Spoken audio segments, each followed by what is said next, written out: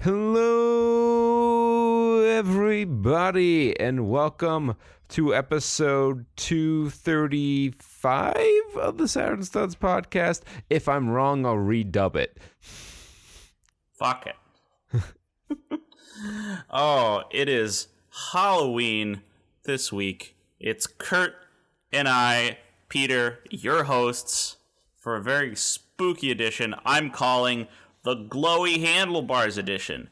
You want to know why? That's why. He can light the night with his handlebars. I'm Halloween. It's my costume this year. What you may not know, it's the secret details of this costume, is not only does it have special effects like the one you just saw, my head is packed by a thick foam of Almond Joys. And maybe even the most cursed snack of all. Ooh, Gardettos. No, not the Gardettos. Ah, it's too spooky. If you're wondering why my camera is so odd today, it's because there's been a Halloween curse placed on my on my house, and the internet is out. There's no way to contact the outside world. Oh, so I'm stuck alone in my apartment on a sunny Saturday. Yeah, you're here we are in a room full of strangers. This is definitely one you wanna check out the video for. We are in costume. Jake was the one who suggested we do it in costume on Halloween, and he's also the one who's not here. So, fuck you. There is one imposter among us. Yeah, but here we are on the Halloween episode. We've announced this topic in advance, I believe, but we have previously spent Halloween efforts on not existing and Medea movies.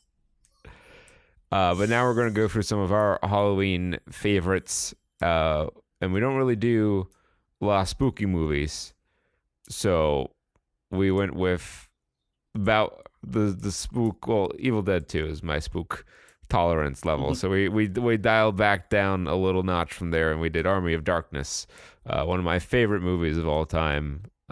Bruce Campbell, Sam Raimi, and it is a cult classic for sure. The movie that got me into bad movies, which is not that it's a terrible movie, but it has some B-movie qualities to it. And if I weren't sucked into terrible movies for this film, this show wouldn't exist. That's so true. Sam Raimi, the master of camp. He does it again, or he did it before. This came out in the 70s, 80s. I think this one was 90s actually. 90s. It's like the greatest hits of yesterday and today. I want to say 1992. 1992. Yeah. So it's a fantastic movie. We'll discuss that in depth later on. I will try to do as much of the show with the hood down as I can, but it is difficult to see. You can't see my eyes, and that works pretty much both ways.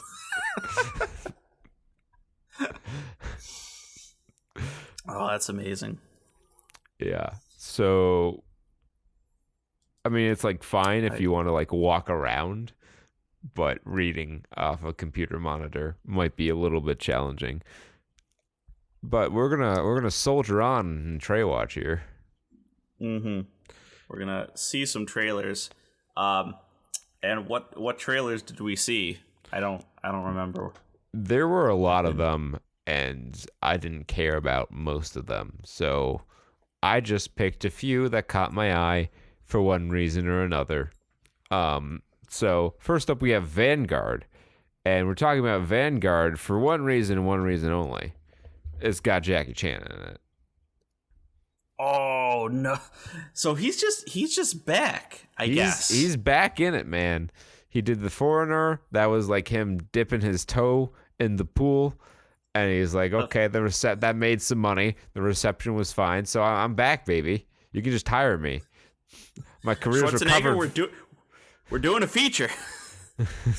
My career's recovered from the tuxedo. Oh my god.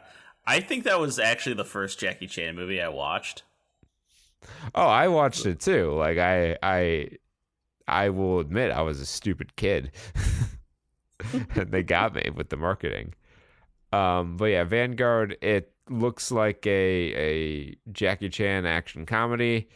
Definitely aimed at the Chinese market, but that's fine. The that makes special sense. effects are delightfully cheesy, and if you're a fan of Jackie Chan and action comedies, then this one will certainly be for you. It almost looks Bollywood-esque in the over-the-topness of the special effects, and I'm about it.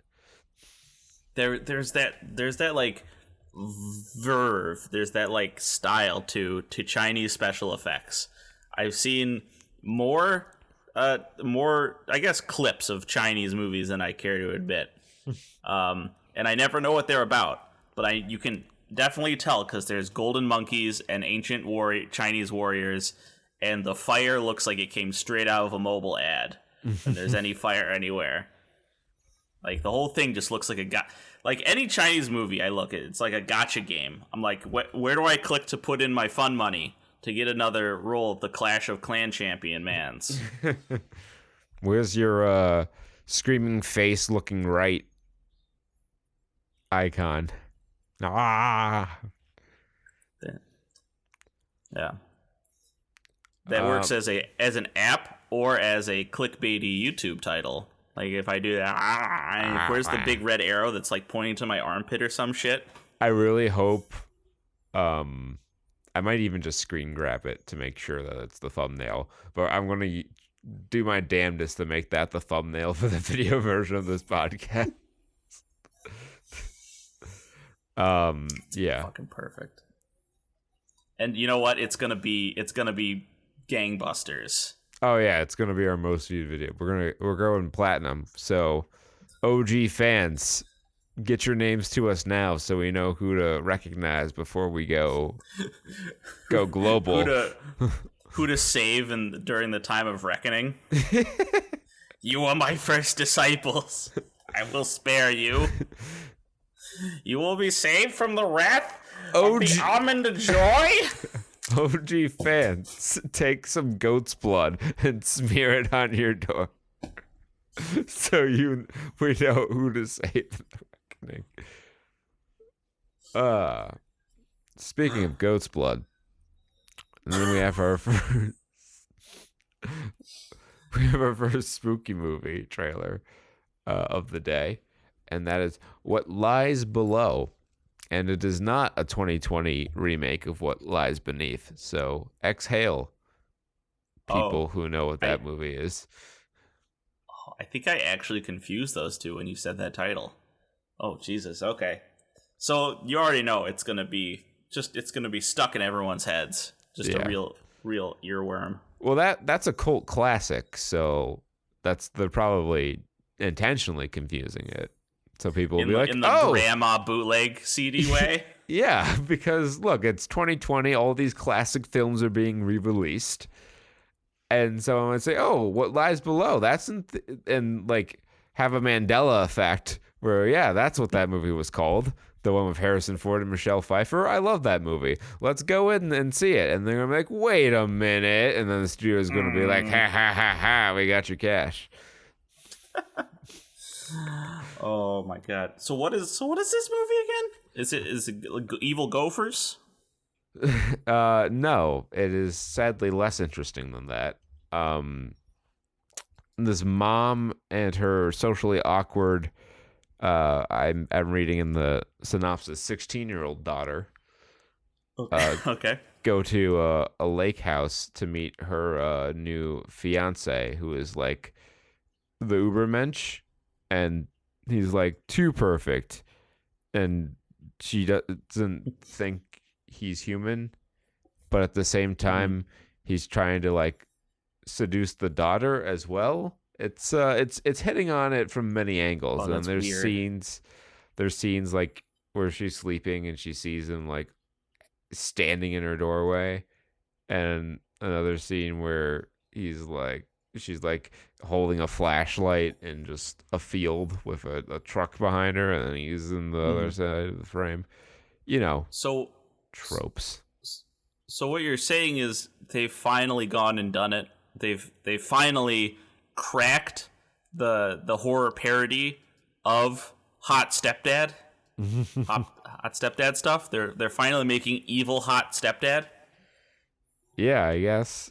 Um, my favorite part of this trailer is when it commands you to be in Tregwade.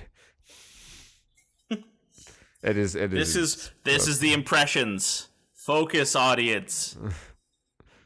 Give us this review. And then, sure enough, it worked because I saw some comments on the YouTube video being like, "Oh, this looks intriguing." They incepted you, you fools.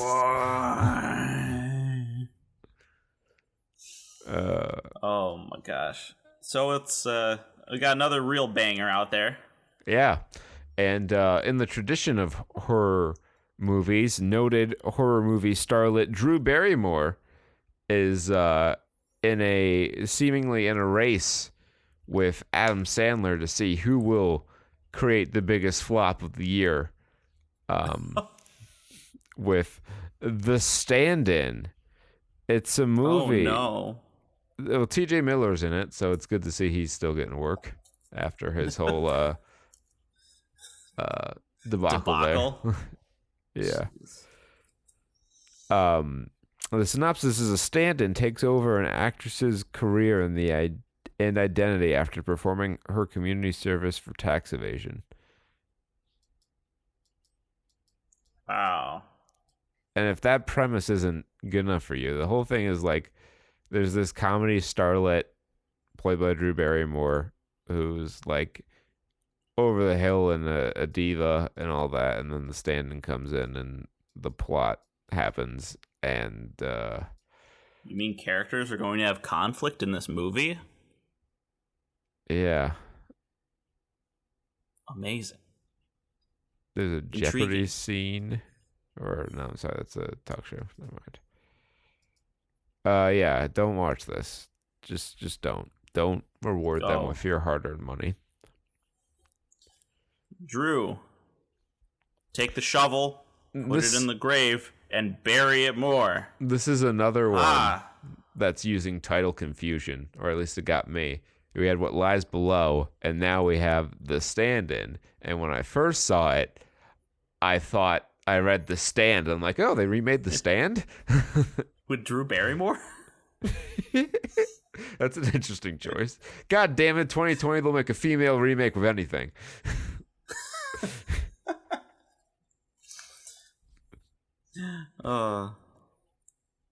Steph King. It's her entire anthology. They'll change it. Just she. Dramatically less scary. Yeah, that's all I got. I was going to try to talk Hooray. about Stardust, but to be truthful, I didn't watch the trailer, and it's not about space, and the synopsis is not helpful. There's a movie. If this evil curse wasn't placed on my internet, I would have watched the trailer for Alistair Orr's Triggered. Actually, I do want to talk about Stardust just a little bit.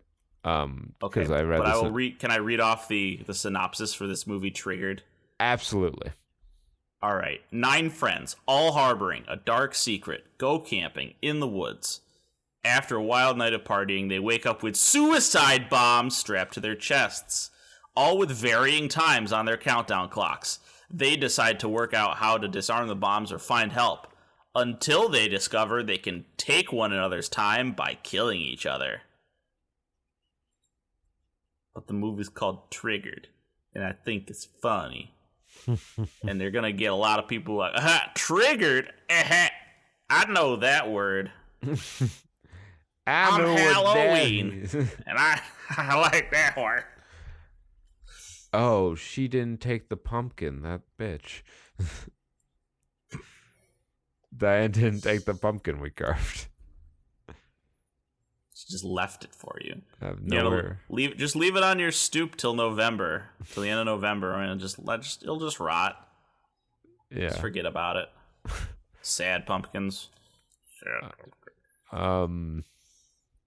Stardust is a IFC Films biopic of David Bowie's transition to Ziggy Stardust.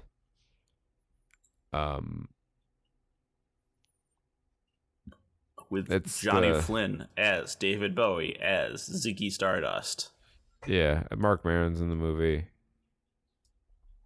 Directed by Ghibli Range. I don't know what else he's done. They've done a similar movie. I believe it was called The Man Who Fell to Earth. Let me Google that. Yep, but that's like a sci-fi film, I think. Yeah, but it was like a similar. The trailers were similar from what David Bowie's in it. That's what it is. Yeah, he's. Got you. Okay. All right. I knew it was similar to the album, so I wondered if that was like a biopic. All right. So that's Stray Watch, baby. Oh yeah. Next up, we have the follow-up, where we follow up on some of these movies we watch in Trey Watch, and it's a right proper time had by all. It's there. Money. You're coming back. Theaters Money, are dead. Money. Yeah. I did learn something interesting. What's that? This week. So, one question that we haven't been asking, because no one's been asking it, is how are small independent theaters doing during this time of crisis? And apparently, what the one of the ways they're getting some support is through, I think it's called Kino Share or something like that, where it's a streaming service of tiny independent movies, but before you buy your movie, you rent the movie for full price, right? And then you choose which theater you would have gone to see it in, and it'll send them the money. Ah, interesting. So, for folks like my parents, who that's just what they do. They just go to the old independent cinema. You sit down, they watch a biopic about a neurosurgeon. That's what you can do now. You can spend $12 and you can send it to your local cinema place. So yeah, there was a nice local cinema. It showed like first run big movies. It wasn't just all indie films, but in Suffern, New York, there's a nice theater called the Lafayette Theater. It's a movie theater now, but it was like a playhouse at one point, presentation hall, and they kept that aesthetic intact for the most part, and that's the seating's the same. It's a pretty neat place and reasonable prices on their concessions. That's how it goes. Like the old theaters, good value on the old theaters. Yeah. And then they get renovated. It's like, fuck. God damn it.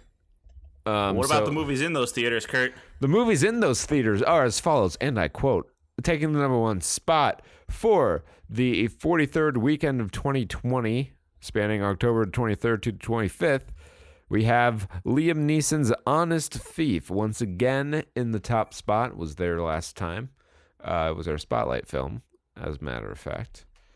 That grossed a meager $2.354 million, which is down 42.8% from last week, despite being in 77 more theaters.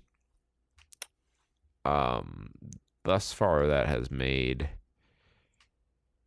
my eyes are getting tired. I'm gonna have to... Shall the mask come off? Pop this up a little bit just so I can read. Oh my god, my eyes are adjusting. All right. How do you trick or treat at night in that thing? You don't. Oh my god. I'm blind as a bat. Ooh. These aren't See, ears now on my head.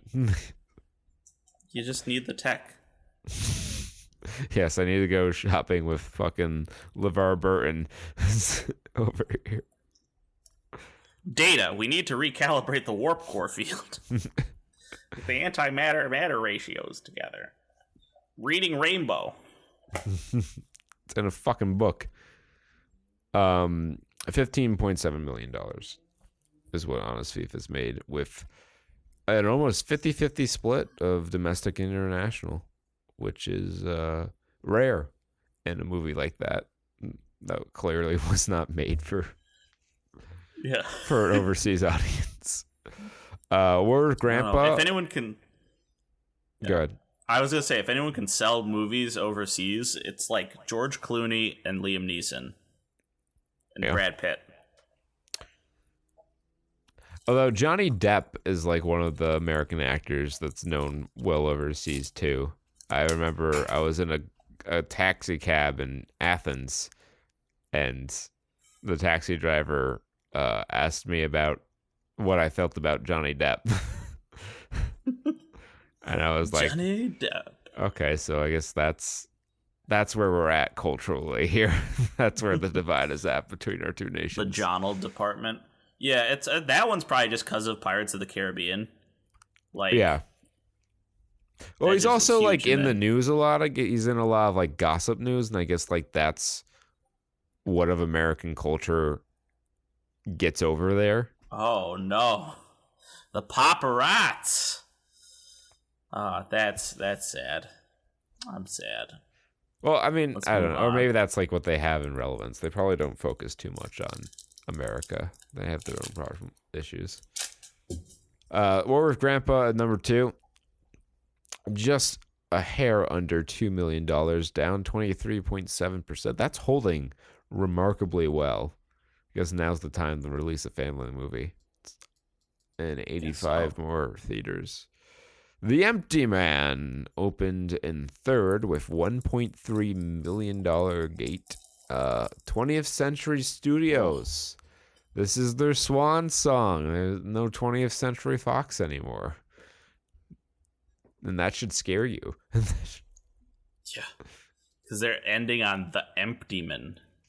The Empty Man is a movie that has a 6.2 out of 10 rating on IMDb. It's a crime drama horror based on a graphic novel with some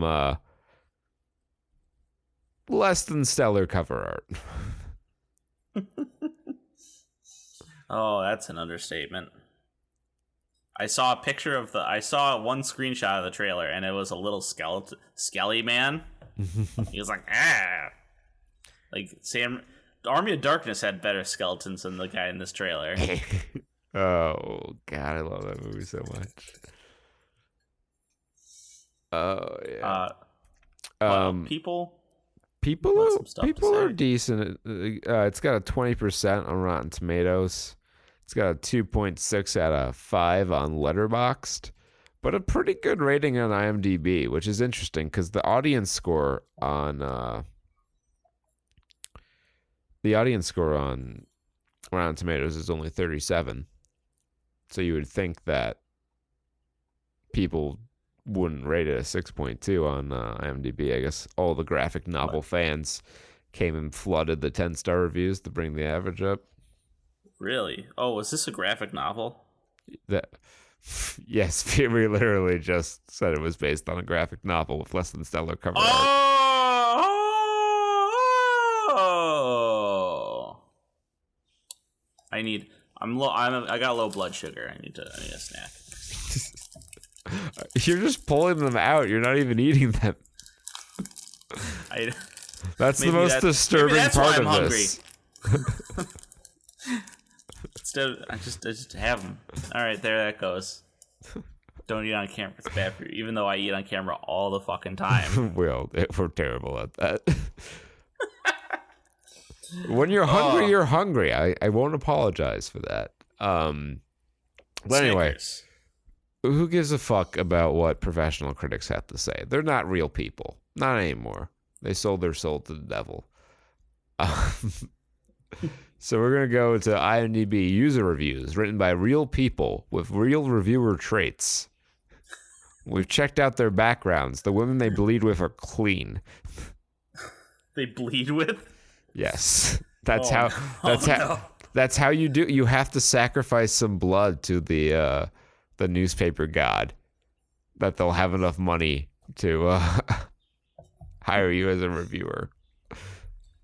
That's interesting because I think the first step toward our worship of the machine gods is the blood sacrifices we make to the blood sugar readers. It's going to turn the maximum level is this much. It's just all Scientology. The machines are all Scientologists. You don't have enough fightins. Oh. What do they got to say about this, Kurt? What do they got to say? Our first user review comes from the lovely mouth of Chubb Stewart. He gave it a 10 out of 10. And his review title is titled Be Open-Minded and Patient. Submitted the 24th of October. The movie is just insane. All I can say, be open-minded and patient. The movie is slow-paced in a good way at the beginning, then picks up intensity with WTF moments until the opening title for the movie. Good. And then it's all just downhill? Just dwell on that there.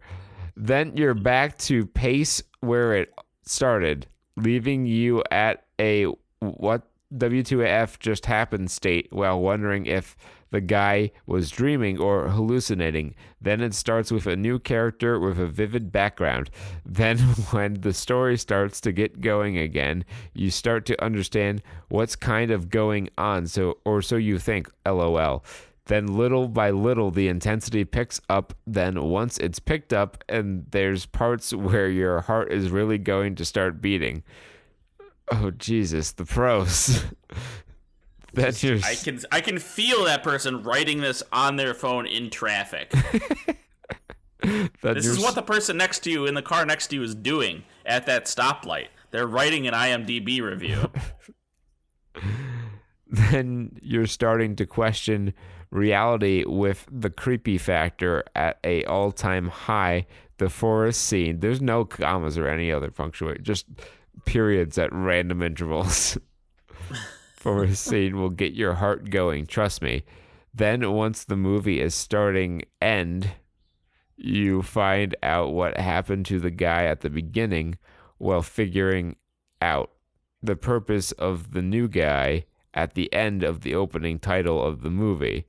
Like I said, the story requires you to be open-minded and patient for you to fully understand and enjoy the movie. It's very intense. Oh, our first commas. Creepy, supernatural, heart-racing movie. Perfect Halloween movie for date night or watching it by yourself. Period. 4 ghost emojis. 8 out of 20 found that helpful. I needed to be patient, open-minded reading that fucking review. I can't believe that 20 people could read that. Wow. And 8 people gleaned enough from that to upvote it? What? I don't know, man. Like, I don't know. Maybe they were sponsored. If they were sponsored, this is the worst sponsored ad ever. Like Al Luck has to say. Because he's got a conspiracy theory about stuff. We're good. We're fine. It was going so well. It was going so well. And it will. Al Luck, you have bad luck. Now let me read your review. The Empty Man, 1 out of 10. Cast and crew, stuffing the ballots. This movie was incredibly boring. The first 20 minutes could have been left out entirely, and you wouldn't have missed a thing. The lead actor was solid and did everything he could to save this meandering mess, but with so little work, he was empty. It was so mundane, the viewer waits and waits and waits for something exciting or remotely scary to happen, and we get nothing. I'd rather watch another Final Destination or Scream, or We Know What You Did Last Summer flick than suffer through this garbage. Hollywood is dying, and this is solid proof as to why. 10 out of 10. 10 out of 18 found that helpful. Amazing. Ready to double dip? I'm ready to double dip. With a more tepid review? Yes, although I would not call this tepid. By Bola Hornot. Bola Hornot? I don't know. 5 out of 10. Are you scared of hobos? The prologue is pretty well done, with a captivating introduction to our supernatural horror set against a scenic backdrop. However, the film goes steeply downhill from there, descending into an incoherent narrative. Plot points are not well spaced out, leaving tedious interludes and moviegoers scratching their heads at an incomprehensible ending. As for the horror factor, our protagonist is plagued by the titular empty man, but the hobo-looking empty man inspires no fear, unless you're scared of hobos, that is. 10 out of 21. All right. I have a short 10-star I'm going to read, and then I have a little bit more of an Iliad, but it's so pretentious that I had to read it. So the short one is Matt Nutrix Beats, his 10 out of 10 review. The Empty Man is really good! The trailer makes the movie seem alright, but the movie's plot and storyline is amazing. Not amazing enough to earn an exclamation point, though. It's not your average horror movie with a unknown spirit pop up out of nowhere, spelled incorrectly, Knowwhre.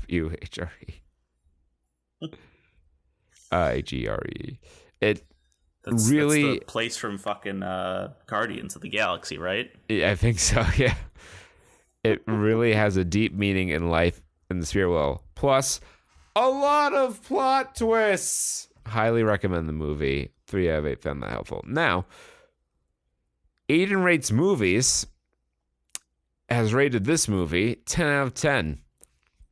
And I think just the title will be enough to give you a sense of how this review is going to sound.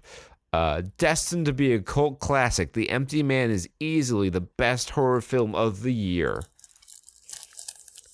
Films like this is the reason why I miss 20th Century Fox. Sure, they have their handful of duds in the past, but no company has ever truly been there to give great films a chance like them. And The Empty Man shows that even up to its fatal end by the hand of Disney, it still accomplished just that. I loved this film. Granted, you may see familiar elements in this film and other horror flicks, but it plays on those tropes in such an interesting and unexpected way that I couldn't help but praise it for its originality. This isn't like any horror film before, I assure you, nor is it the film trailers led you to believe it was. What this film is not a stereotypical cliche. That's in a positive. Is not a stereotypical cliched-filled nightmare that we will see all too often today, but a brilliant psychological horror with flair to spare. Flair to spare? It contains... Oh my god. Is this the guy who writes Charlotte's promos? It contains some great... It would explain a lot. It contains some great performances, some excellent writing, and some of the best cinematography I've seen all year. James Badge Dale, the author of this review, proves to be a funny and charismatic lead to follow. And Joel Courtney, that's just it. Marin Ireland. Not Jai Courtney, but Joel Courtney. Marin Ireland and Stephanie Root provide stunning supporting performances as well. Surprisingly, there isn't much music to really comment on, but needless to say, the atmosphere is chilling. And the sound used throughout is honestly terrific. I usually don't care for things in films like sound, but something about the way this film looked, acted, and sounded just made it feel so incredibly grounded that I couldn't help but couldn't help but awe at every moment it was on screen. It can be a bit of a slow burn, but the film always remains interesting and provides a rather compelling and clever mystery to follow. It might not be what you expected, it might not be for everyone, but The Empty Man is easily one of the best horror flicks I've seen in some time, as well as the best films in general of the year. My rating? 10 out of 10. 2 out of 4 found that helpful. No one cared. That is as helpful as the other insane review. And if you haven't grown tired of the sound of my voice, I have a 1-star review for you. It's short, though. Kimmy58746 has a 1 out of 10 review of The Empty Man titled, "What the? I can't believe I," not capitalized, "took the family to the movies to support the cinema in these COVID times to sit through over 2 hours of this mess to be feeling like an empty man and empty wallet. Double sad face emoji. Don't know what this movie was trying to be because it ain't no horror." 0 out of 2 people found that helpful, but I found that extremely helpful. Keep it up, Kim. Mm-hmm. Now this next one, I 11 out of 20 found it helpful. I think I need to help this person. This person needs help, not the movie. L Winch of Man review will be here for you because you wrote this review. 4 out of 10. I just want to be scared. I hate writing bad reviews. I really wanted to like this movie. Unfortunately, it takes itself way too serious and fails to be self-aware. Instead of settling for fun, campy horror, it took a philosophical, psychological route that resulted in a very boring, unengaging 2 hours of runtime. Not one moment of the movie was scary, and the ending was unsatisfying. This one hurt to watch. It's obvious why Disney didn't bother marketing the film. Overall, The Empty Man is a very empty movie. And this reviewer sounds just dead inside. I just want to be scared again. Oh my God. Hold on. Oh? I'm on Aiden Rates Movies page. Uh-huh. And he has a review of The Honest Thief, which I'm pretty sure I almost took last time. He mostly reviews horror movies, and he tends to rate things highly. Except he did not care for Come Play. Yeah, that's about it. He also is a South Park fan. He's reviewed several episodes. Oh, reviewing episodes of South Park. I see. Yeah. I don't know what that says about a man. Neither do I. Perhaps it doesn't say anything at all. What drives a man to neutrality? Is it the lack of decision, a lack of opinion in his heart, or are some men just born neutral?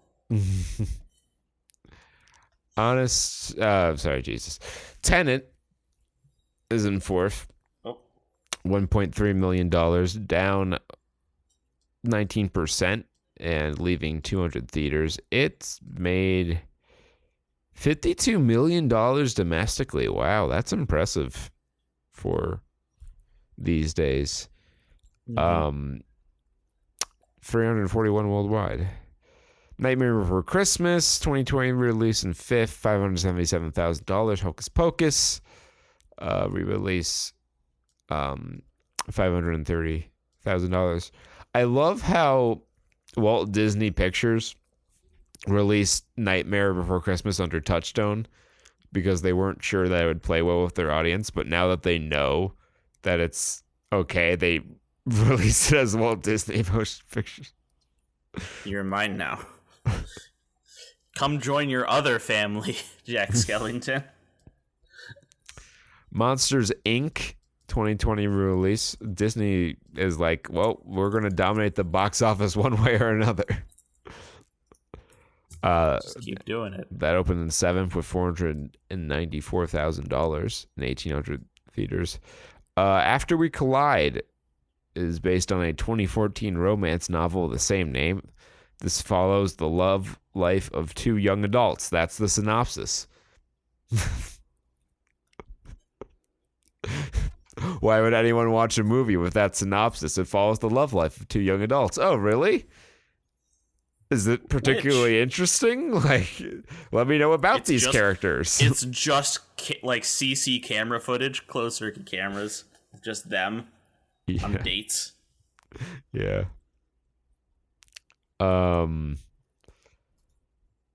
Then we have Two Hearts down 3 spots to ninth, $319,000. And The Addams Family 2020 re-release. Oh, of the animated one? Didn't that just come out this year? Yeah, and it did. I don't think it did well. And they're already re-releasing. They're like, we'll just put it back out. It's Halloween it worked for now. Infinity War. Yeah. It worked for Avengers. It worked for us. Oh, yeah. Little do you know that everyone's going to fucking watch The Munsters. That's what you do. There was a Munsters. Yes, watch reruns of The Munsters. But apparently there was a Munsters movie that was a terrible flop. They tried to reboot it. I saw a video for it on YouTube talking about the forgotten failure that was the Munsters movie. But yes, I was always a Munster man myself. Never really cared for the... Munster Go Home? I see. And it is in color, which is weird. Yeah. But Munster Go Home, that would have been 66. Mm-hmm. No, it's got to be. Tell me no, it's got to be one of these other movies, Munsters film series. So there's Munsters Go Home, that had the original cast, so that would have been fine. Mini Munsters, which was an animated movie, The Munsters Revenge from 1981, also had the original cast. Here Come the Monsters, 95. That was probably... That sounds... It's a 90s reboot of a classic TV show, yeah. Yeah, and Munsters Scary Little Christmas. Yeah, that had none of the original actors coming back. Al Lewis was probably dead, though. Yeah. Can someone tell me? Oh, no, shit. He was acting into 2006. Oh, my God. Who was he? What was his role? He's Grandpa Munster. Oh, okay. I thought he was just like that actor was just acting in different roles. Oh. Now he just doesn't need makeup. He's passed. He passed away in 2006 at 82 years old. So he's working right up until he died. Like Ernest Borgnine. There's a name for Ernest you. Tech9. Can I've now earned. Is that the RoboCop? Ernest Borgnine recast as RoboCop. He's Ernest Tech9. Oh man. Movies. Yeah, they exist. They are pictures in motion with sound. They are a bunch of pictures played together in rapid succession. Or at least they used to be. Now it's all digital and it's kind of a different thing entirely.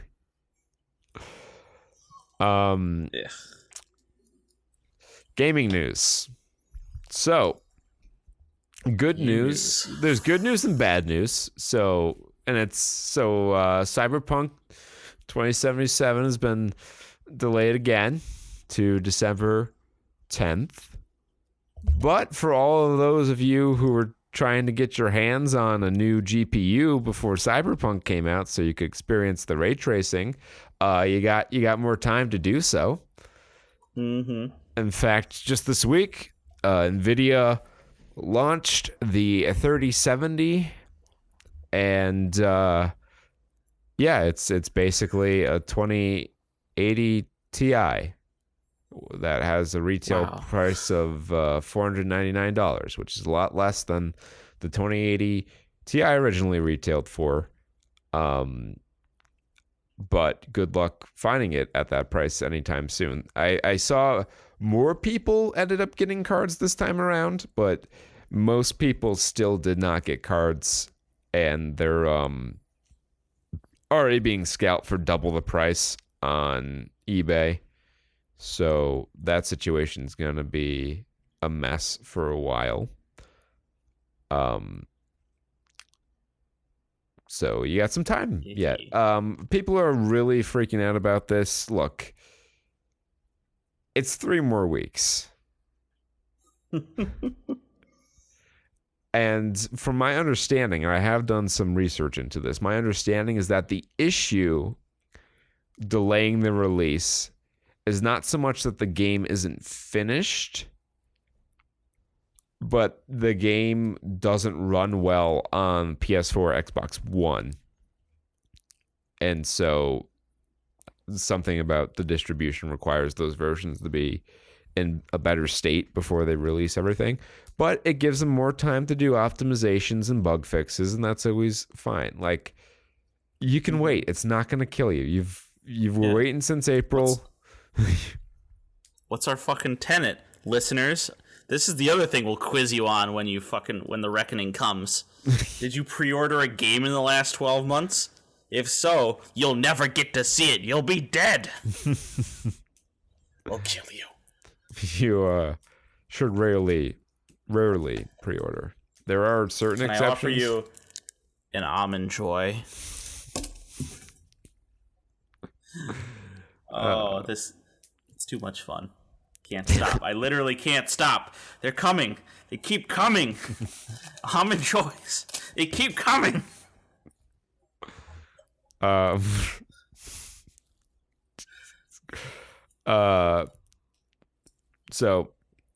that's a thing. But also, if you're waiting on an NVIDIA card and are upset with NVIDIA, worry not, because AMD has clapped back in a pretty major way. So they unveiled their big Navi lineup of GPUs, which consists of 3 cards. The RX 6800, which retails for $579 and outperforms a 2080 Ti by a healthy margin. Probably not enough margin to justify the price delta between that and a 3070. But there is a consideration depending upon what you're doing. If you're not gaming at 4K, this really isn't a big limitation, but the 3070 is kind of being marketed as a 4K graphics card, and it only has 8 gigabytes of VRAM, which is enough for now. Like, I think the most I know of VRAM a game using at 4K is Red Dead Redemption 2, which I think, with maxed out everything, uses 6.2 gigabytes of VRAM. So you have a little bit of headroom there. But the 6800 has 16 gigabytes of VRAM. So you've got a little more there, but a little worse ray tracing performance. I don't know that it's going to be worth the extra $80, but I'm not the one to make that decision. Because I already bought a top SKU 2080 Ti for a good deal. And I don't care about my computer. Well, nothing here is like would make sense. Like, these all draw a ton of power, and you don't need that much performance for 1080p. The 6800 XT trades blows with the 3080 for $649. So if according to AMD's benchmarks, we'll see if those are true in third-party scenarios. But it wins some games against the 3080, it loses other games against the 3080, but they're very close in performance, and it's just a little bit less expensive. And then the big news here is the 6900 XT for $1,000, $999, outperforms pretty handily in some cases the $1,500 3090 from NVIDIA. There are some caveats, though. It had Rage mode on, which is AMD's simplified overclocking button. And smart access memory, which I believe is only available on the next gen Ryzen CPUs on a 5 series board. So there are some caveats to that, but people are kind of freaking out about it. But you have to remember, it's $500 less. So even if under normal circumstances it's a little bit behind the 3090 or on par with it, it is $500 less. You can buy a CPU and a GPU. You can buy a new Ryzen CPU and the 6900 XT and still have more money than you would if you bought a 3090. And the 3090, you're only going to be able to get that kind of performance out of if you have like a 10900K or one of the new Ryzen CPUs. So what even is the difference? Like, it's a win for AMD. Just let it go. Use your noggin. So these are exciting. It's really nice to see that once again AMD is competitive with NVIDIA in the high end. That's only going to be good for consumers. We might not see it right away, but there could be some price cuts on 30 series GPUs in response, or some new SKUs. I've heard rumor of a 3080 Ti, which I don't know where you fit a 3080 Ti in between a 3080 and the 3090, because there's like not a huge performance difference between the two, despite the huge price difference. It's like 14%. It's like the same as the 2080 Ti and the 3080 at 1440p, which is why I bought a 2080 Ti. It was only like 12% less performance at 1440p, and it was a top SKU liquid-cooled 2080 Ti for about the same price as an MSRP 3080, which I'm not seeing anytime soon. So I was like, fuck it. Yeah, I'll buy that. Yep. I'll buy that for $1. Yeah, but these are going to sell out the same way the NVIDIA cards sold out. AMD might do a better job of filling stock afterwards because they're using TSMC's 7nm process node, which they've used before with the RDNA 1 cards. And they use, I think it's a different process just based on the die size, but it might all be wafers. But they use that for the Ryzen CPUs as well. So they're really well ensconced with TSMC, and they do have pretty decent yields compared to Samsung's 8nm node, which NVIDIA is using, and NVIDIA is not doing a good job of meeting demand. But these are going to sell out just as quickly as the NVIDIA cards. More people might get cards, but not everyone who wants a card is going to get a card, and there's going to be a stock issue for a while, no matter what you get. But remember, there's really not a huge demand to upgrade your GPU unless you're unhappy with your GPU's performance. Just get a few more years out of it. Save some money. There's new GPUs like every other year. It's the latest and greatest now isn't going to be the latest and greatest in 2 years. So, like, if you can wait, wait. Future proof. Not going to happen.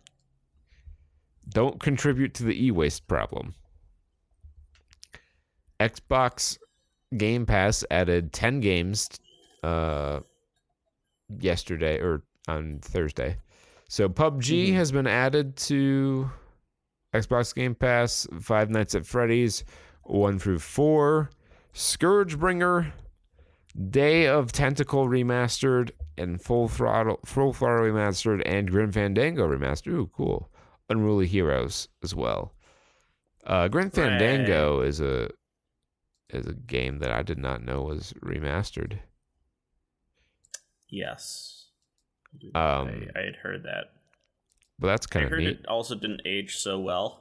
I don't know. Maybe we'll have to play it. Yeah, I can find out because I'm a Game Pass subscriber. What? Okay. Yeah. So that's cool. This story is from Engadget.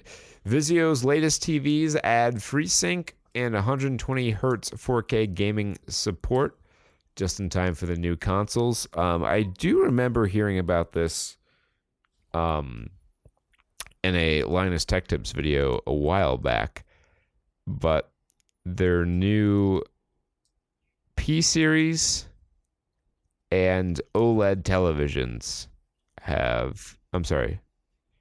their M series supports AMD FreeSync, and their P series supports 4K 120 FPS gameplay. Huh. Oh, and has AMD FreeSync Premium, which is they used to call it FreeSync 2, but that got a little confusing because it's not really a replacement for FreeSync. It's just a little more tuned, so I guess they're calling it FreeSync Premium now. It's just a little bit more tuned for latency. And I think, both of these should be usable if you have an NVIDIA GPU, because NVIDIA GPUs, I believe, now work on FreeSync monitors. And newer G-Sync monitors, not mine, unfortunately, but newer G-Sync monitors do have support for FreeSync from AMD GPUs. So you can kind of go both ways now, which is good for the consumer.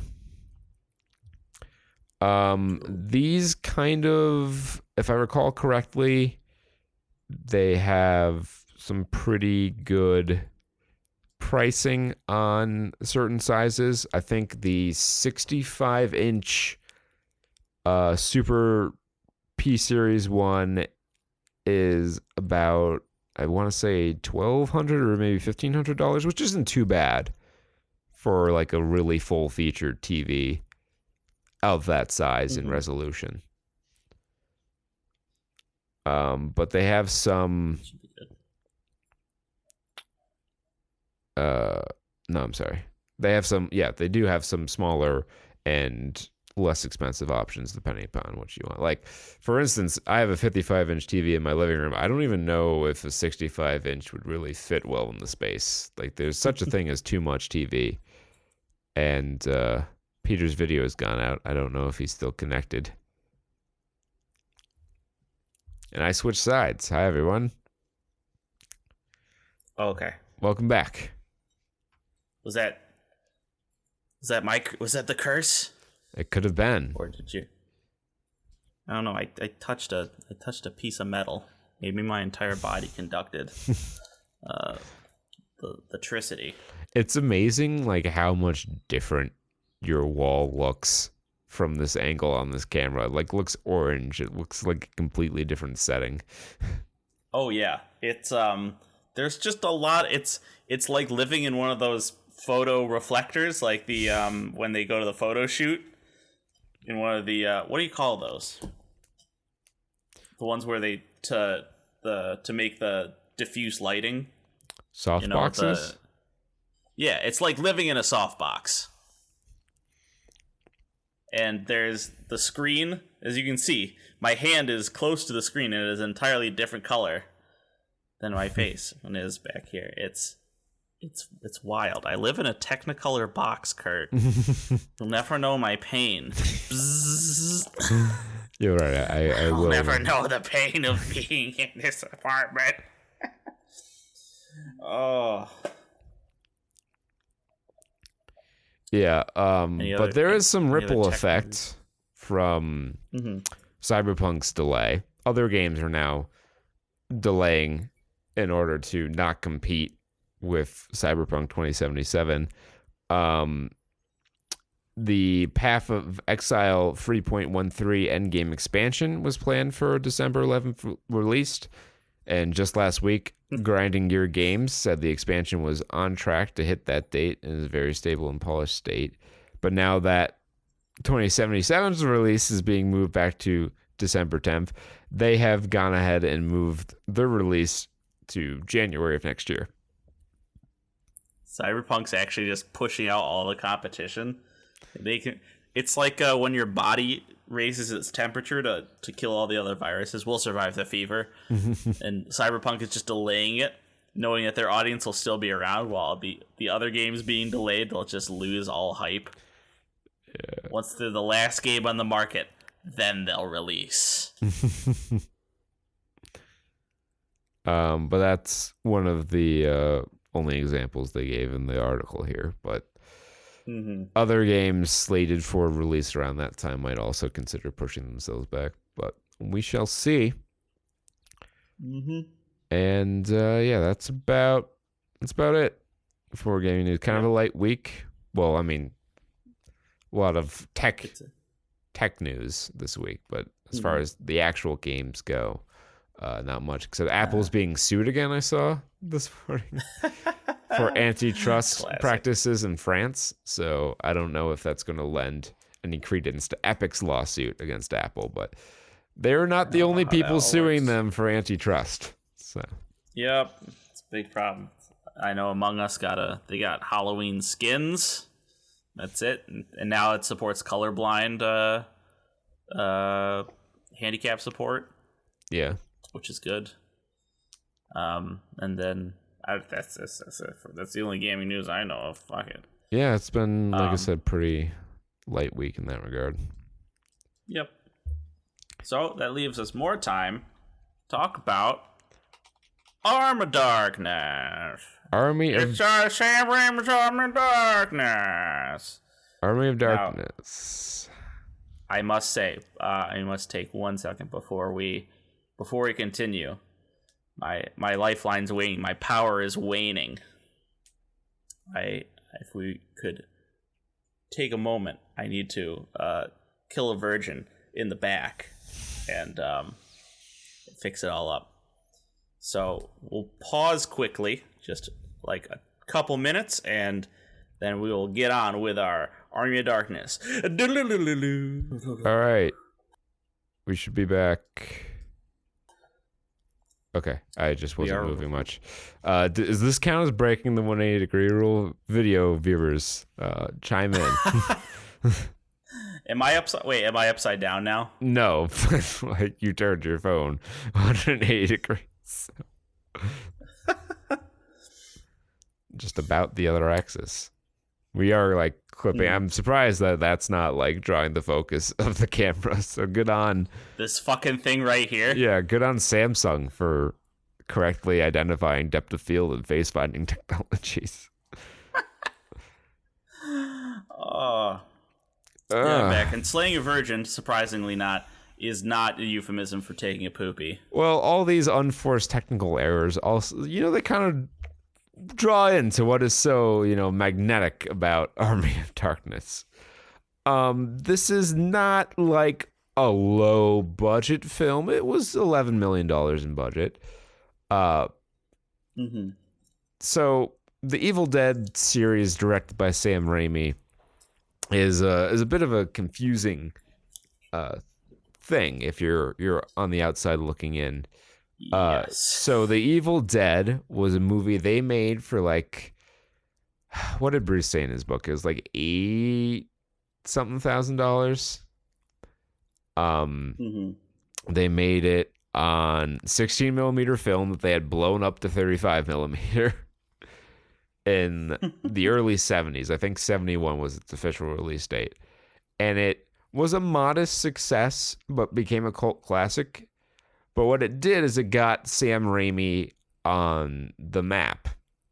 And he would go on to have success and direct, movies like Darkman and Crime Wave and stuff like that. Not that Crime Wave was a success, but he had some bigger successes. And so he came back later with some more money, and he did a soft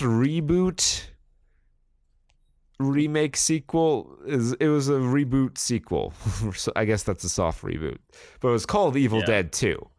But it's the same plot as Evil Dead 1, just with some comedy in the form of like over-the-top violence and hammy acting.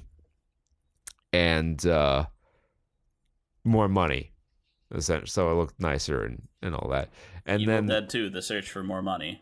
The sequel to Evil Dead 2 is this movie, Army of Darkness, Evil Dead 2 came out, I think, 87. So this was a good 5 years later. And it had a modest budget of $11 million and was a modest box office success, generating $21.5 million of revenue, but also went on to be a cult classic in its own right, and is my favorite of the three movies because it is wonderfully campy. You've got Jason and the Argonauts style fighting against skeletons. You've got just like really deliciously early 90s blue screen effects. Even I think that was even before. Yeah. Some of it was 90s. Some of it was like very 80s. It felt like Ghostbusters. Ghostbusters had better special effects. Well, Ghostbusters had a much bigger budget. Like quintuple the size. Fuck it. What quintuple? It had 4 times the actors, 4 times the budget. What are you gonna do? Sam Raimi is equal to 4. Wait, what's his name? I just want to say Venkman. I just want to call him Venkman. Bill Murray's. He's 4 Bill Murray's. Yeah, this is my favorite movie too, out of the 3, on account of I haven't seen any of the others. And the only other Sam Raimi film I think I've ever seen was the Spider-Mans. Spider-Man. 1, 2, and a lot of things make sense. Yeah, you may not know it, but I think Sam Raimi, he might be a fan of comic book style stuff. just maybe, just that kind of medium. No, to me, yeah, this felt like So let me say this first. I can see why they wanted to reboot it in a couple years ago, right? When was that? 2013. Okay. I can see why they wanted to do it as like a TV show. As the Ash versus the Evil Dead? Yeah, that's 2015, and it's still going, and it's great. Good. Because it's a little more horror-esque than this. Like, I'd say it's closer to Evil Dead 2 in terms of like the actual horrorness of it. And there's one scene, and it wasn't that it was so scary, but it was like it was gross. Like I couldn't take it. And I won't give away any context, but there's a scene where a deadite, through use of its intestines, drags Bruce Campbell's head up through its butt. And it's the detail is a little more extreme than was necessary. That's amazing. But yeah, this movie felt like a run of a pulp comic series that could have been called Evil Dead, and you could have cut this movie into 10-minute segments because each segment could have been its own little episode. It was all content, all killer, no filler. This is it's a trim 81 minutes long, which I didn't know you could even legally release in theaters. And yet here we are. There was, like I say, it's like a comic book, kind of because in a comic book, you just get the key parts. Every frame is important. It illustrates something important, and you use the white space to use your imagination to kind of bridge the gap. And it felt like there are some scenes where, like, everything flows in the movie. You don't really think about it, but I found myself being like, man, he's just going right. There's no downtime from the end of one scene or end of one activity, one part of the movie, into the next. It's very much just like, boom, I'm in the past. Boom, now they got me. Boom, now the Deadites attack. Ba-ja, ba-ba, ba-ba-ba. Karate chop. Got kung fu bitches. The pace is a little frenetic, but I think it kind of has to be for it. And there is like yes, events flow, bing, bam, bang, bam, boom. But the pacing of the scene itself, there are some slower ones, like when the mini ashes attack him. That there's some more setup to that, and like there's not a lot of action happening because it's Bruce Campbell acting on a green screen. Right. He indulged Bruce with that one. It's like, here's a good half an hour, just you and me, together at last. I'll be behind the camera, and we'll make a home movie. And that's how they got their start. They made a lot of Super 8 movies back in high school. I highly recommend to the listener out there, actually both, If Chins Could Kill and Hail to the Chin, which are both of Bruce Campbell's autobiographical books. They are really interesting. Kind of like it's a really interesting look at like the working man's Hollywood. Like you see all those supporting actors who show up in a lot of different TV shows but never had like a reoccurring role. And you're like, gee, I wonder what it's like for them, like, you know, how they make their living and like, do they do well for themselves? It's a good look at like the working man's Hollywood away from the A-list glitz and glamour. And they're just funny and well written. So I would definitely recommend both books. And he talks about Army of Darkness and just working with Sam Raimi in general. Sam Raimi loves to torture his friends, particularly when they're in his movies. That makes sense. That I could see that very, very much. He tells a funny story in the book of like during the filming of the original Evil Dead, the movie Blood, they used a base component of Karo syrup. Right. And that stuff it's really sticky and like it's uncomfortable to have on you, but it doesn't like wash out of clothes and stuff. And one time Bruce in his infinite wisdom just like let his clothes dry with the syrup on it and like solidified to such an extent that when he like put them back on and like moved, they just like tore in half. It got crusty. You never let it get crusty. Yeah, like pasta sauce, you wash that shit off immediately. It is easy to get off before it solidifies, and then you gotta scrub it real hard. But yeah, let's talk about the plot of this movie. So at the end of Evil Dead 2, Ash speaks a passage from the Necronomicon, which he hopes will, seal away the evil, but he borks it a little bit, and it opens up a portal, and he's transported to medieval times. Not the restaurant, like actual 1500s Middle Earth sort of. The ancient lands. And he is attacked, well, not attacked. He's taken by shit. I forget.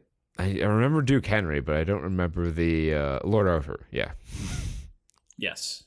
He's taken by Lord Arthur's men who take him as prisoner with Duke Henry's men who they think he's associated with. And they're being assaulted by Deadites in this time. Right. Which the two kingdoms blame on each other. Mm-hmm. So they're feuding. And they go to execute them, and the very bloodthirsty crowd, including the eventual love interest, who just on sight walks up, hauls up, smacks him. They're a very impressionable crowd too. Yes. Should say that. Because when they see him, they're like, kill him, we'll kill him, and they throw him into the Sarlacc pit or whatever. Well, they try to. Bruce pleads his case, but fucking some old bag with there's two shots that I love in this. Like they do like weirdly just close-ups on a lot of the crowds, and one of the was this old bag who's like, throw him in the pit, and just chunks a huge bite of just straight bread. Nothing on it, nothing between it, just straight bread. And they linger. They hold on her chewing for like 2 or 3 chews. It's just perfect. And then some other bag throws a rock at his head, and he does the most over-the-top dramatic stumble into the Sarlacc pit. Oh, but I skipped over the best part. So, like, they throw one of the prisoners into the pit, and it's just really quiet, and you hear this rumble, and then a fucking geyser of blood shoots out. So you're like, oh, that's bad news. But then when you see what's down in the pit, it makes it so much better as to how this could possibly happen. So he falls down. Yeah, go ahead. And there's nothing. It's like a couple goblins. A couple deadites in the pit. Yes. She has this kung fu fight with. Yes. It's a kung fu fighting deadite witch who does like fucking 5 backhand springs in a row into her up and just assaults him with ninja moves. She tries a Hurricane Rana at one point. Yeah. And he defeats them and escapes. And then Mr. Pitt with the chain. he puts his belt around the chain. Well, no, it actually kind of makes sense because it's the wench that's bringing the gates together is on that chain. So as the gates get closer, that chain rises up. So it's a weird feature to have in your mechanical system, but it makes sense internally to the logic of the film. But he's on his belt. He's riding the chain up, and then one grabs him, and then Mr. Pitt comes in and throws him his chainsaw, and the greatest fucking 80s montage. Click. He fucking chainsaw hands off the deadite, and another one pops back up, and he out of nowhere, I don't know where he got a shotgun, but he has it. He found it, and and he delivers one of the greatest monologues in the history of cinema. I mean, you know what it is. Yeah. And no one could deliver it like him. This is my boomstick. Guys, this is my boomstick. S-Smart's top of the line? Shop smart, shop S-Smart. You got that? So they're immediately, they see him kill one dude, and they immediately fucking turn on respecting not only him, but like his wishes to let the Reds go.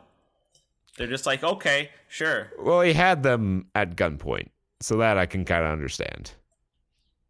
We also had some Raimi cam because we had an escapee before the pit scene where the Lord Henry shoots a mini crossbow at, and they Raimi cam the arrow into the guy.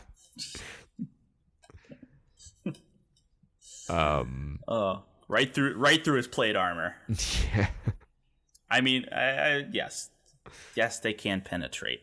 I like how he died in 2 parts too, like because of how they edited it together.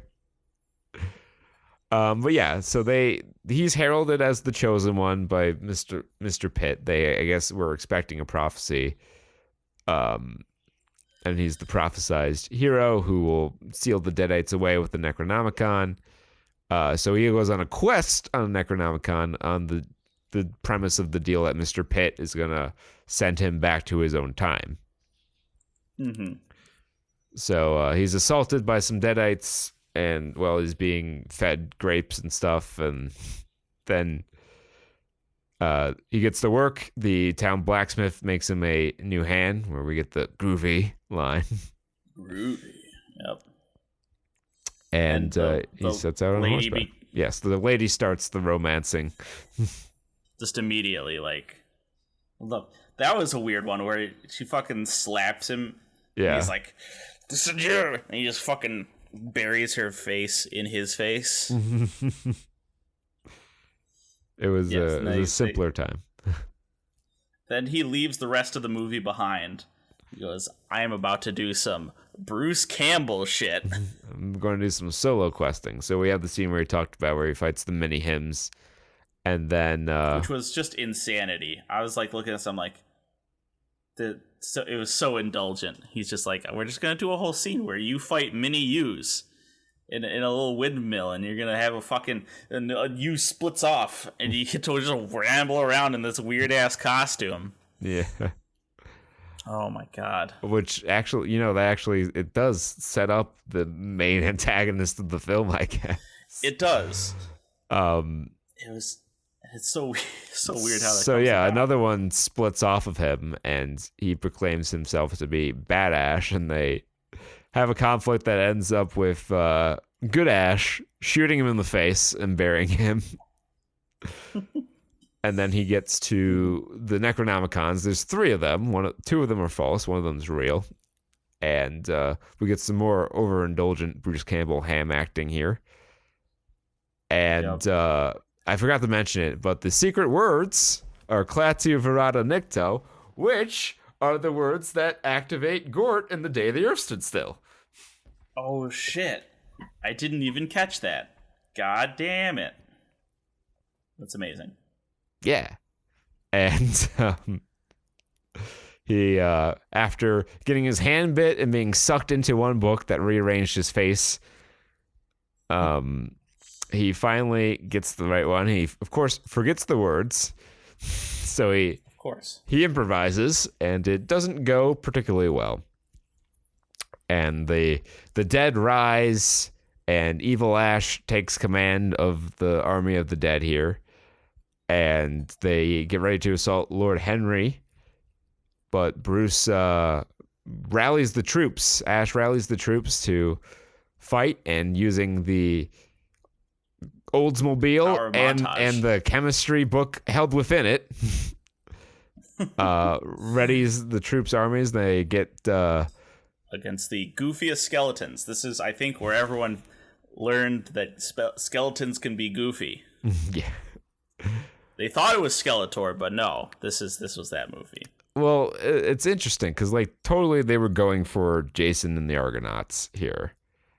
And I don't know if it was an intentional parody of that. I gotta feel like some of it was played up for that.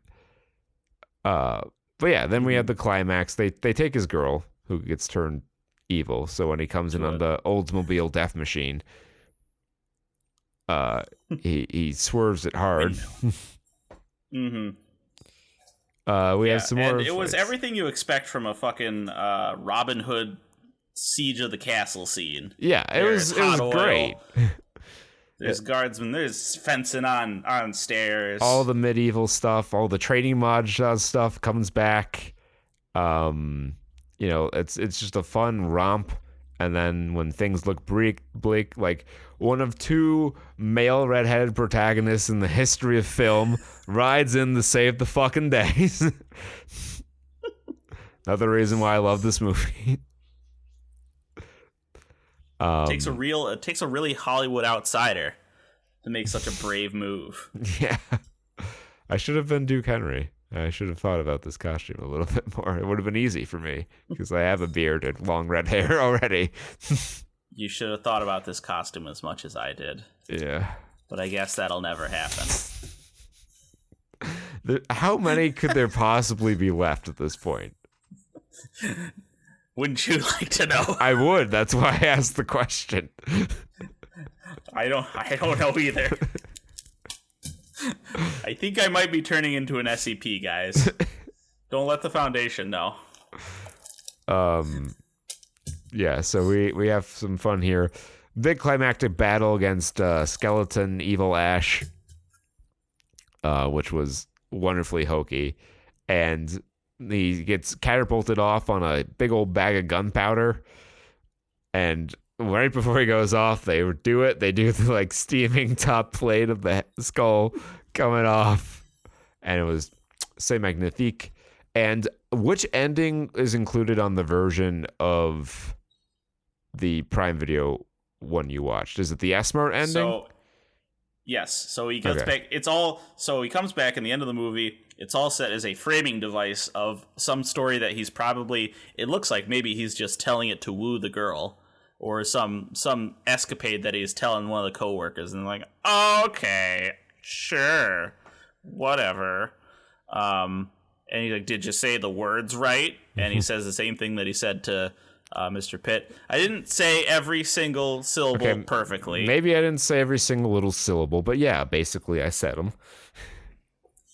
And then that's how you know. Then the Deadeye Witch comes and they have a fight scene in the S-Mart, and he fucking he turns into Briscoe County Jr. He pre-Briscoe County Jr. and fucking wheel guns. Yeah. Her to death, and he's like, "Hail!" And then he fucking ends it with another classic line: "Hail to the king, baby." Yeah.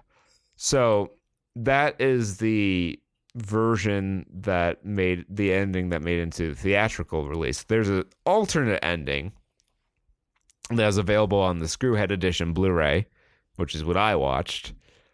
And that is where he drinks a potion given to him by Mr. Pitt, and he has to say the words to wake up in his own time.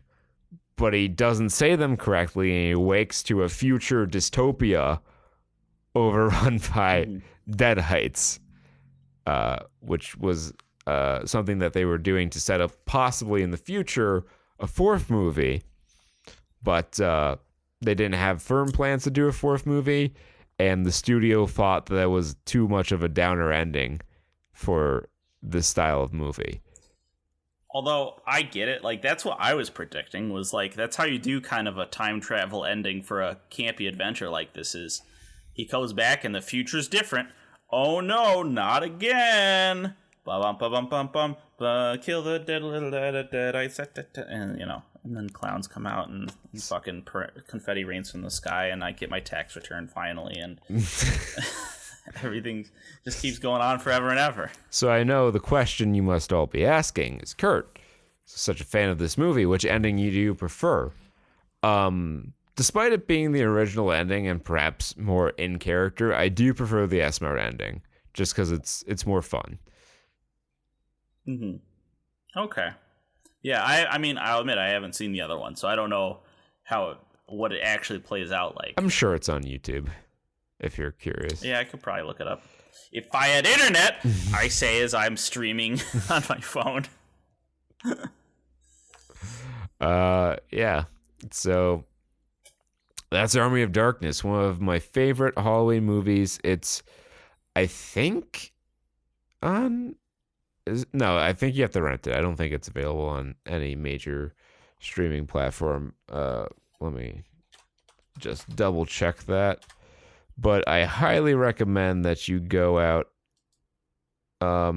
Okay, yeah. If you have Stars through Hulu or anything, you would be able to watch it. But other than that, you'd have to rent it. But I highly recommend, if you haven't seen this movie, watch it. If you're into campy movies, it's one of the better ones that you'll find. And it's a legitimately well-made movie. Like, the plot and pacing is good. The action is good. The comedy is good. But it's just delightfully campy. And I think the best way to watch this is actually the DVD version, because in that version, they didn't go back and paint out the wire in the scene where he's sucked back in the portal, and you can clearly see the wire when he's spinning around, because I guess they used, like, pre-finished footage from that scene in Evil Dead. That's amazing. Yeah, it's wonderful. And I really wish they had left that in. But yeah, Army of Darkness, watch it. It's a Halloween tradition. I watch Ghostbusters and Army of Darkness every year on Halloween. So I'm actually going to go watch Ghostbusters after we finish up here. Be swinging by our stream, 8 p.m. Eastern Standard Time. More Mass Effect 3. I was contemplating doing like a one-off of a spoopy game, but I don't really have any spoopy games. We really want to finish this up, because now that Cyberpunk's been delayed, we got a little more window to work with something else. Not that I'm guaranteeing we're going to do Cyberpunk, and if we do, it's not going to be a blind playthrough, because there's no way I'm going to sit on my hands and only play it once a week. So, like, we do a stream playthrough, but I'd be doing my own playthrough in the background. So that's how that would work if we stream Cyberpunk. Stretch goals. Which, yep, I mean, it will be the most relevant title at the time, but we'll see. We might want to do some more multiplayer madness stuff, and Borderlands 3 gun games coming up. But anyway, all that's in the future, or Victory Rush, whatever it is. That's coming in the future. Tonight, Mass Effect 3, 8 p.m. Eastern Standard Time. We've also been doing Sundays at 1 recently, so be sure to stay tuned to our Twitter, because I do often tweet before we go live. Not every time. Sometimes I forget. I need to get that automatic integration going on that. Get a bot. Yeah, get a bot. And saturnstuds.com, place where you can find our social media. Twitter is @studsaturn, facebook.com/saturnstudspodcast. Drop us a like and a review or whatever on your favorite podcasting app of choice. We're on them all. So if you can review it, then please do that, because it helps us out quite a bit. And on that note, I think it's time to wrap it up. Until next time, be well, stay safe, and party like it is 1995.